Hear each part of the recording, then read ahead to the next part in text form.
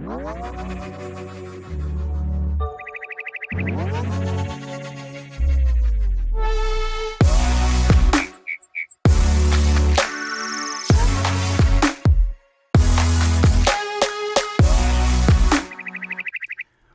to this May 31st edition of What's Happening in Crypto with CryptoLark. Bitcoin, $7,353. Overall, most of the markets are still in the red, although Theta token is up big time after its listing over on Binance. First big story of the day, the average ICO investor makes 82% profit, according to a research paper put out by the Boston College. The entire report is 54 pages called Digital Tulips. But some of the interesting numbers to take away here, the average ICO token rose 179% from its token sale price to its opening price after achieving listing on a cryptocurrency exchange, a period that lasted for just an average of 16 days before falling back down. Even after assuming that tokens that failed to achieve listing within 60 days represent a total loss for buyers, the average investor still managed to net an 82% profit overall.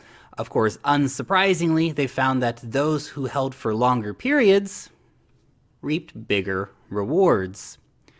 90-day hodling, 140%, 180-day hodling, 430%, and 360-day hodling, 1,880%. Some pretty significant numbers. Kuwait.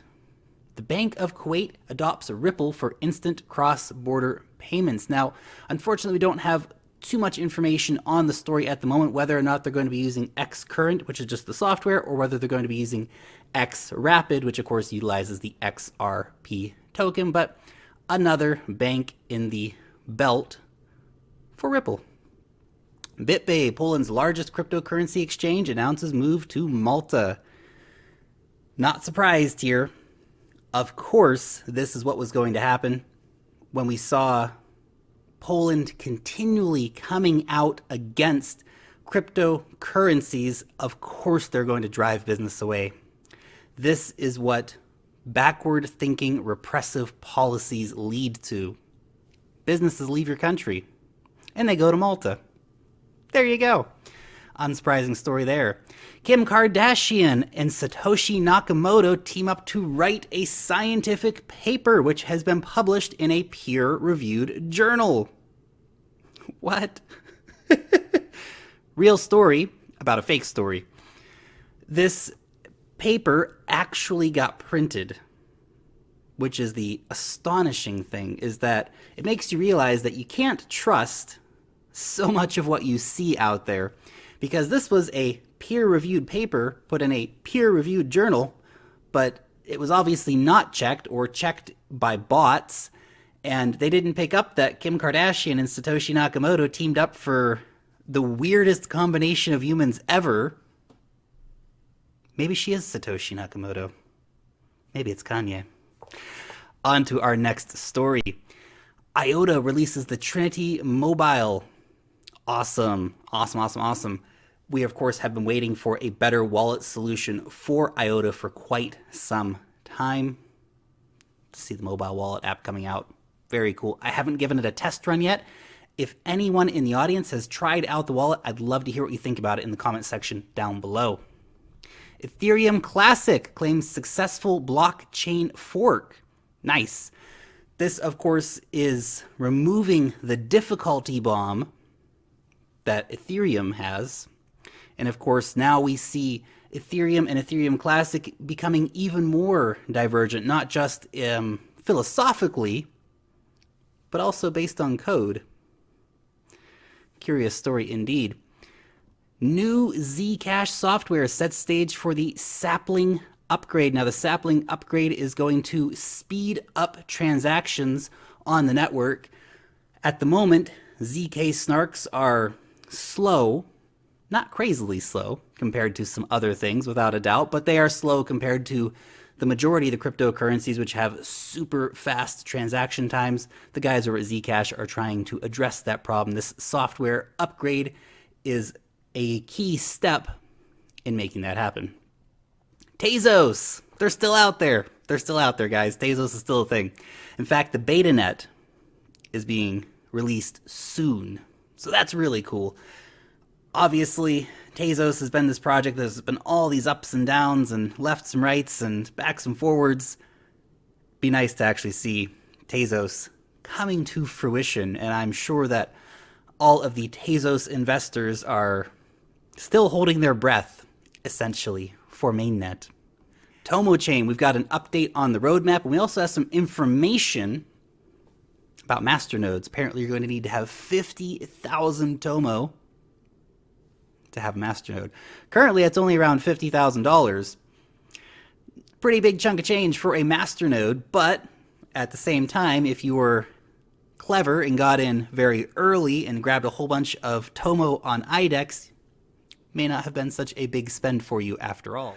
Icon and venture firm Trive are partnering up to build up Southeast Asia's blockchain potential.